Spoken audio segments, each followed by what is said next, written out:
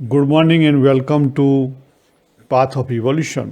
આપણે ગંગા સતીના જે ભજનો સમજી રહ્યા છીએ એમાં આગળનું ભજન જોઈએ. નવધા ભક્તિમાં નિર્મળ રહેવું. જો આપણે આગળ 4 અંતઃકરણના ભજનો જોયા, બરાબર, મનને સ્થિર કરવા ઉપર, અને છેલ્લે એક જોયું આપણે કે મનવૃત્તિ જેની સદાય નિર્મળ. તો વૃત્તિ નિર્મળ રાખવાની છે. અહીંયા શું કીધું છે? ભક્તિમાં નિર્મળ રહેવાનું છે. અને આગળ એક બીજું પણ ભજન છે જેમાં સરળ ચિત્ત રાખીને નિર્મળ રહેવું. તો જે નિર્મળ શબ્દ છે, નિર્મળ, મળ એટલે અશુદ્ધિ, અશુદ્ધિ વગરનું એટલે કેવું? શુદ્ધ. પવિત્રતા, શુદ્ધ. શુદ્ધ એટલે હવે આપણને થાય કે પવિત્રતા અને શુદ્ધતા ક્યાં સુધી લાગુ પડે?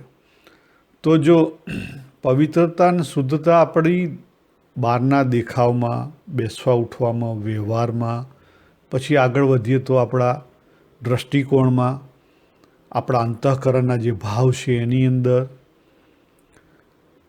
કહેતા આપણા જે 3 શરીર છે, સ્થૂળ શરીર, સૂક્ષ્મ શરીર, કારણ શરીર, અને આપણો આત્મા રામ, આ ચારે એક લાઈનમાં થવા જોઈએ.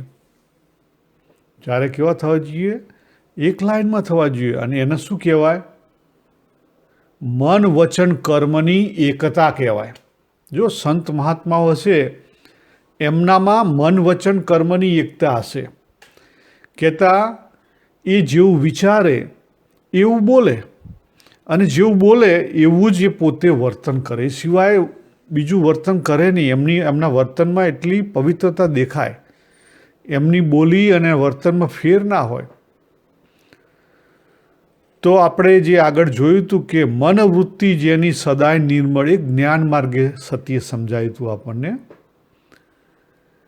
અને નવધા ભક્તિમાં નિર્મળ રહેવું કહેતા આ ભજનની અંદર સતી ભક્તિ માર્ગે જે ચાલ્યા હોય એને સમજણ આપે છે. તો ભક્તિ માર્ગ ને જ્ઞાન માર્ગ અલગ છે? ના, એવું નથી. તમે કોઈ પણ માર્ગે ચાલો, છેલ્લે તો આપણે આપણું સ્વરૂપ ઓળખવાનું છે, આ જગત ઓળખવાનું છે. અને સ્વરૂપ એટલે કે હું અને આ જગત, એનો જે કરતા છે, હરતા છે, એને ઓળખવાનો છે. કહેતા ભગવાનને ઓળખવાનો છે. બરાબર. પછી તમે કર્મયુગથી ચાલો, કે ધ્યાનયુગથી ચાલો, કે જ્ઞાનયુગથી ચાલો, કે બુદ્ધિયુગથી ચાલો, જે તમને ફાવે એ ચાલો. પણ જો તમે બહુ જ ઊંડાણમાં જુઓ તો આ બધા યોગ છે ને એકબીજાને રિલેટેડ છે. ખાલી હું કર્મ માર્ગે છું તો ખાલી કર્મથી તમે છેક સુધી ના પહોંચી શકો. તમે સેવા કરતા હો, કર્મયોગ એટલે સેવા ભક્તિ, તમે સેવા ભક્તિ કરતા હોય ત્યાં પણ તમારે સમજણની જરૂર પડે, કહેતા જ્ઞાનયોગની જરૂર પડે. બરાબર. અને ત્યાં સમજણ આવી એનો અર્થ શું થયો? ત્યાં ભક્તિ યોગ આવ્યો જ. કારણ કે સમજણ તમારી જો સાચી થાય એનો અર્થ શું થયો? કે તમે કોકને ડિવોટેડ છો, તમારાથી ઉપરની ઓથોરિટી છે ને ડિવોટેડ છો. સમજણ જો સૂકી સમજણ હોય તો એ તો શુષ્ક વેદાંતિ થઈ જાય. સૂકી સમજણ કોઈ કામની નહીં. એટલે ભગવાનને માથે રાખી અને સમજણ રાખેલી હોય, જ્ઞાનયોગ સાચો પચાયેલો હોય, તો પછી તમારું અંગ ભક્તિ યોગનું હોય. ઘણા બધા હોય એવા કે જેમને ભક્તિ કરવી ગમે, તેમાં કંઈ ખોટું નથી. ભક્તિ માર્ગમાં માનવાનો રસ્તો છે. કેવો છે? માનવાનો. ગુરુએ કીધું કે ભગવાને કીધું એને 100% માનવાનું છે, એક પણ ડાઉટ ઊભો કર્યા વિના. તો પછી ધીરે ધીરે ધીરે ધીરે એ જે માનવું છે ને, જે શ્રદ્ધા રાખી છે, એ આપણા અનુભવમાં આવે. અને અનુભવમાંથી પછી આપણે ધીરે ધીરે એનાલાઇઝ કરીએ ત્યારે ખબર પડે. અને એમાંથી એક્સેપ્ટન્સ, જે ક્રીમ મળ્યું એનું એક્સેપ્ટન્સ થાય, ત્યારે આપણને વિશ્વાસ બેસે કે હા, આ તો બધી ભગવાનની લીલા છે. ત્યારે આપણો જે શ્રદ્ધા હતી એ નિશ્ચયમાં ફેરવાય, નિષ્ઠામાં ફેરવાય અને ત્યારે વિશ્વાસ થયો એવું કહેવાય. ત્યાં સુધી શ્રદ્ધા શ્રદ્ધા જ રહે. શ્રદ્ધા કહેતા અનનોન એરિયામાં પહેલાં આપણે શ્રદ્ધા મૂકવી જ પડે. પહેલાં એના જેમ છે એમ માનવું પડે. આપણે જો આજે સ્ટડીમાં જુઓ તો એવું જ કરાવે. સાયન્સમાં તમને પહેલાં થિયરી શીખવાડે પણ પછી સાથે પ્રેક્ટિકલ કરાવે. એટલે ભક્તિ માર્ગમાં પહેલાં થિયરી હોય, બરાબર, એટલે કે માનવું હોય, પછી જ્ઞાન માર્ગ ચાલુ થાય. જ્ઞાન માર્ગમાં શું છે? જાણવાનો રસ્તો છે. પછી પ્રેક્ટિકલ આવે અને એમાંથી પછી ક્રીમ કાઢીને જ્યારે એક્સેપ્ટન્સ આવે ત્યારે સાચી ભક્તિ થાય. નહીં તો પછી એ ભક્તિ દેખાદેખીની ભક્તિ રહી. એ માત્ર આહનિક સુધી જ અટકી જાય અથવા કેવી કહેવાય ઉપાસના ભક્તિ એને કહેવાય. એ સાચી ભક્તિ એ શરૂઆતની ભક્તિ કહેવાય. સાચી ભક્તિ કરતાં શું સારો શરૂઆતની ભક્તિ કહેવાય. એ સાચી ભક્તિ કહેતાં જે પૂર્ણ ભક્તિ ના કહેવાય, આ પૂર્ણ ભક્તિ કહેવાય. તો આપણે જોઈએ આગળ. નવધા ભક્તિમાં નિર્મળ રહેવું ને રાખવો વચનનો વિશ્વાસ રે, સદગુરુને પૂછીને પગલાં રે ભરવા ને થઈને રહેવું એના દાસ રે. જો જ્યારે ભક્તિ માર્ગમાં આપણે આપણું અંગ ભક્તિ માર્ગનું હોય, ભક્તિ માર્ગમાં આગળ વધીએ તો શરૂઆત ક્યાંથી કરવી પડે? માનવાથી. આપણા જે સદગુરુ હોય, જે સદગુરુને આપણે સ્વીકારેલા હોય, બરાબર, શરૂઆતમાં એના જે શાસ્ત્ર હોય જેને આપણે સ્વીકારેલા હોય એને જે માર્ગ બતાવે એ પ્રમાણે ચાલવું, એને પૂછીને પગલાં ભરવા પડે, બરાબર. પછી શું કરવાનું છે? એના વચનમાં વિશ્વાસ રાખવો પડે. તો પછી ધીરે ધીરે ધીરે જે શ્રદ્ધા છે એ અનુભવમાં જાય. અહીંયા જે વિશ્વાસ છે એનું શ્રદ્ધા રાખવી પડે એના વચનમાં, બરાબર. તો પછી ધીરે ધીરે અનુભવ આવે, એનાલિસિસ થાય, એક્સેપ્ટન્સ થાય, નિશ્ચય થાય, નિષ્ઠા થાય, ત્યારે એ વિશ્વાસ પાક્કો થાય. નિર્મળ રહેવું, નિર્મળ કહેતા નિર્દોષ ભાવ રાખવો. કોના પ્રત્યે નિર્દોષ ભાવ રાખશો? પહેલો આવે સદગુરુ. સદગુરુ જે વચન કે એમાં ડાઉટ ના આવવો જોઈએ. સદગુરુએ જે શાસ્ત્ર એક્સેપ્ટ કર્યા કે ભાઈ ભગવદ્ ગીતા કે વચનામૃત, પછી એની અંદર ડાઉટ ના હોવો જોઈએ. એટલે જેનું અંગ ભક્તિ માર્ગનું હોય જેમ છે એમ સ્વીકારી લેવું પડે. આ ભક્તિ માર્ગનો બેઝિક રૂલ્સ છે. નહીં તો પછી તમે સાચી રીતે ભક્તિ કરી શકો નહીં. નિર્દોષ ભાવ આવે તો જ આ જગત આપણને દિવ્ય લાગે, અને જગત દિવ્ય લાગે તો જ આ જગત એ ભગવાનની લીલા મનાય. બાકી ભગવાનની લીલા મનાય નહીં. અને જ્યાં સુધી જગત ભગવાનની લીલા ના મનાય ત્યાં સુધી તમે સાચા ભક્તિ માર્ગે નથી. તમે આહ્નિક કરો છો પણ ભક્તિ માર્ગે નથી. સવારે ઉઠીને પૂજા પ્રાર્થના કરતા હોઈએ, નિયમનું પ્રકરણ વાંચતા હોઈએ, બરાબર, વચનામૃત હોય કે ભગવદ્ ગીતાના શ્લોક હોય કે કોઈ પાઠ હોય કરતા હોઈએ, પણ જ્યાં સુધી આ જગત ભગવાનની લીલા ના મનાય ત્યાં સુધી તમે સાચી રીતે તમે જે ભક્તિ માર્ગનો જે મુખ્ય સિદ્ધાંત છે કે મુખ્ય જે પહોંચવાનું છે ત્યાં તમે હજી પહોંચ્યા નથી. તમે હજી દિલ્હી તમારા માટે દૂર છે. અને ભક્તિ માર્ગમાં શરૂઆતમાં બહારના સદગુરુ હોય એને પૂછીને પગલાં ભરવાના હોય અને પછી ધીરે ધીરે અંદર સદગુરુ જાગે, બરાબર.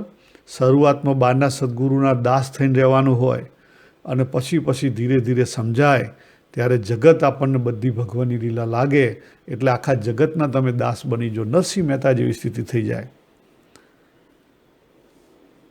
બરાબર. ત્યારે પછી મોઢામાંથી શબ્દ નીકળે, અખિલ બ્રહ્માંડમાં એક તું શ્રીહરિ જુજવે રૂપે ભાસે રે. વિચાર કરો, ત્યારે આ દિવ્ય દ્રષ્ટિકોણ આવે. એ સિવાય દિવ્ય દ્રષ્ટિકોણ આવે નહીં. હવે આગળ સતી આપણને કહે છે કે જો ભક્તિ માર્ગમાં નીકળ્યા છો તો બીજું શું કાળજી રાખવી? રંગને રૂપમાં રમવું નહીં ને કરવો ભજનનો અભ્યાસ રે, સતગુરુ સંગે નિર્મળ રહેવું ને તજી દેવી ફળ કેરી આશરે. રંગ અને રૂપ બરાબર. એટલે કે આપણને જે મન ઇન્દ્રિયો ખેંચી જાય છે, આ લોકના જે આપણને એટ્રેક્શન છે ત્યાંથી દૂર રહેવું ને કરવો ભજનનો અભ્યાસ. તો કયા ભજનનો અભ્યાસ કરવો? તો આત્મવિચાર કરવો, એ ભજનનો અભ્યાસ કરવાનો છે. સતગુરુ સંગે નિર્મળ રહેવું. સંગ કોનો રાખવાનો? સતગુરુનો. ને તજી દેવી ફળ કેરી આશરે. ફળની આશા છોડી દેવી. એનો અર્થ શું થયો? જો ભગવાને ગીતાની અંદર તો સમજાયું, અને તમે વચનામૃતમાં જુઓ તો પણ મધ્ય 2ની અંદર આ જ વસ્તુ આપી છે. સાધના માર્ગે 3 નિયમ ખાસ રાખવાના છે, અને જ્યારે ભક્તિ માર્ગમાં હો ત્યારે નિયમ ધર્મ આવે પહેલો, બરાબર. અને તમે જ્ઞાન માર્ગે હોય તો સેલ્ફ ડિસિપ્લિન આવે, પણ આવે ખરું. ધ્યાન માર્ગે હોય તો સેલ્ફ ડિસિપ્લિન આવે, અને કર્મયોગના માર્ગે હોય તો સેલ્ફ ડિસિપ્લિન તો આવે જ. એટલે આ જે 3 રૂલ્સ છે સાધના માર્ગે, એ તો બધામાં આવે. એ પછી તમે ગમે તે માર્ગ અપનાવો તો ભક્તિ માર્ગે પણ એ જ આવે. જો ભગવાન સ્વામિનારાયણ ગઢડા મધ્ય 2ની અંદર વાત કરી કે પહેલી વસ્તુ શું કરવી? નિયમ ધર્મ પાળવા, એટલે સેલ્ફ ડિસિપ્લિન રાખવી. બીજી વસ્તુ શું કીધું? આત્મવિચાર કરવો. આત્મવિચાર સિવાય પોતાનું સ્વરૂપ સમજાય નહીં, અને પોતાનું સ્વરૂપ ના સમજાય તો ભગવાનનું સ્વરૂપ કેવી રીતે સમજાય? તો પછી જગતે ના સમજાય. અને ત્રીજી વસ્તુ ભજનનો અભ્યાસ કરવો, એટલે આત્મવિચાર કરવો. અને ત્રીજી વસ્તુ ફળ કેરી આશા છોડી દેવી. એનો શું થયો? આત્મતૃપ્ત રહેવું. જે મળ્યું છે ભગવાને જ્યાં રાખ્યા છે, જેવી એની મરજી, આત્મતૃપ્ત, સંતુષ્ટ રહેવું, સંતોષી રહેવું. પછી આગળ સતી કહે છે, દાતાને ભોગતા હરિ એમ કહેવું. જો ને રાખવું નિર્મળ ધ્યાન રે, સતગુરુ ચરણમાં શીશ રે નમાવવું, ને ધરવું ગુરુજીનું ધ્યાન રે. દાતાને ભોગતા હરિ એમ કહેવું. ભગવાને જે વાત કરી, યોગ અને ક્ષેમનું વહન. જો તું ભક્તિ માર્ગે હોઈશ અને માને ભજતો હોઈશ તો તારા યોગ અને ક્ષેમનું વહન હું કરીશ. એના બીજા શબ્દોમાં કીધું છે કે દાતાને ભોગતા હરિ એમ કહેવું. તો મારા જીવનની અંદર જે કોઈ આપનાર ન લેનાર છે, જે કરતા હરતા છે, સારું અને ખરાબ આવે છે, કોની ઈચ્છાથી આવે છે? મારા ભગવાનની ઈચ્છાથી આવે છે. પછી બધું એની ઉપર છોડી દેવું, એમાં ડાઉટ ઊભો કરવા નહીં. ને રાખવું નિર્મળ ધ્યાન રે. તો અહીંયા ધ્યાન કોનું કરશો? નિર્મળ ધ્યાન કીધું. કહેતા શું કીધું? જે કોઈ વ્યવહાર કરીએ, કારણ કે ભક્તિ માર્ગમાં શું હોય? આપણે ભક્તિ કરવાની હોય, ભક્તિની સાથે વ્યવહાર હોય જ. કોઈ પણ યોગ લો એમાં વ્યવહાર હાથે આવશે જ, કારણ કે સંસારમાં રહ્યા છીએ, જીવન ચલાવવું પડશે. તો વ્યવહારમાં નિર્દોષતા જોઈએ. કપટ પ્રપંચ એ ભક્તને શોભે નહીં. સતગુરુ ચરણમાં શીશરે નમાવવું, એટલે કે ડિવોશન્સ રાખવું. ભક્તિ માર્ગની પહેલી કન્ડિશન છે ડિવોશન, શરણાગતિ. શરણાગતિ સિવાય તમે ભક્તિ માર્ગમાં એક ડગલું પણ મૂકી ના શકો. ને ધરવું ગુરુજીનું ધ્યાન રહેજો. સતગુરુ અને ગુરુજી બેમાં શું ફેર?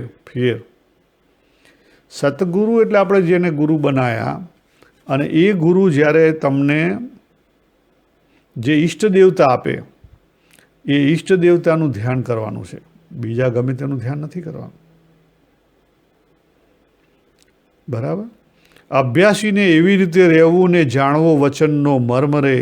ગંગા સતી એમાં બોલ્યા પાનબાઈ છોડી દેવા અશુદ્ધ કર્મ રે. જો આગળ વાત કરી કે જે ભક્ત બન્યા એને કેવું? અભ્યાસીને એવી રીતે રહેવું, અભ્યાસી બનીને રહેવાનું. ને જાણવો વચનનો મર્મ. વચન એટલે કે જે સદગુરુ કર્યા હોય એના જે વચન હોય એની મરજી સમજવી, એ શું કહેવા માગે છે સમજવું. કારણ કે ઘણીવાર કેવું હોય કે દાખલા તરીકે તમે BAPS સ્વામિનારાયણમાં જતા હો તો ગુરુ તરીકે મહંત સ્વામી મહારાજ છે અત્યારે. તો મહંત સ્વામી મહારાજ 50,000ની મેદની બેઠી હોય એમાં વાત કરતા હોય તો એ તો જનરલ પબ્લિક માટે બી વાત કરતા હોય, પણ એની જે વાતો છે, એક વાત નહીં બધી વાતો, એમાંથી સાર પકડવાનો કે એની મરજી શું છે, એ શું કરાવવા માગે છે, આવું કેમ કહે છે, કઈ વસ્તુ વારંવાર કહે છે, આ સમજવું પડે. તો મર્મ પકડાય અને પછી એ પ્રમાણે અભ્યાસી રહેવું પડે, એ પ્રમાણે ફોકસ રાખવું પડે આપણા દરેક વ્યવહારની અંદર કે ભાઈ દિવ્ય ભાવ રાખવો, નિર્દોષ ભાવ રાખવો, તો પછી એ રાખવો પડે.